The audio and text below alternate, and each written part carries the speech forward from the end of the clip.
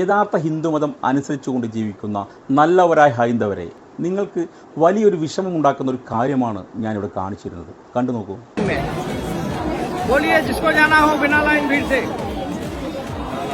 दर्शन करने दर्शन बताइए कितने रुपए कितने जने हो?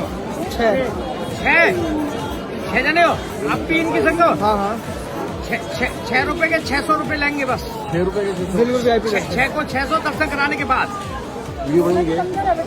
आपको दर्शन करा के लाएंगे तब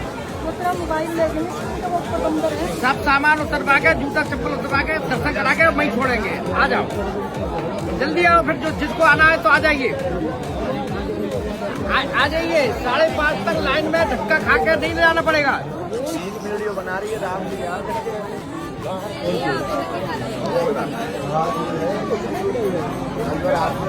കണ്ടില്ലേ, ഹൈന്ദവരുടെ പുണ്യകേന്ദ്രമായ വൃന്ദാവനാണിത്. ഇവിടെ നല്ലവരായ ഹൈന്ദവരെ നിങ്ങൾക്ക് പെട്ടെന്ന് ദർശനം നടത്തണോ എങ്കിൽ 600 രൂപ എടുക്കും. 600 രൂപ സംഖ്യയിൽ കൊണ്ടുവന്ന വികസനമാണത്. ഹൈന്ദവരെ നിങ്ങൾ ഓർക്കണം. ഇനി കേരളം സംഖ്യരാജ്യമായാൽ ശബരിമലയിൽ കയറുവാൻ നിങ്ങൾ കാശ് കൊടുക്കേണ്ടി വരും. ഹൈന്ദവരുടെ പുണ്യസ്ഥലം സന്ദർശിക്കാൻ ഹൈന്ദവരിൽ നിന്നും കാശ് ചോദിക്കുന്നു. ഇതാണ് BJP RSS. ഇവർ നിങ്ങളെ എപ്പോഴും പേടിപ്പിക്കുന്ന ഒരു കാര്യമുണ്ട്.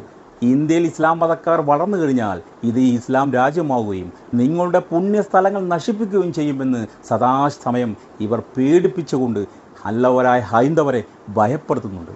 ആ ഭയം കാരണം ഇവരെല്ലാം ഇസ്ലാം വിരോധികളായി മാറിക്കഴിഞ്ഞിരിക്കുന്നു.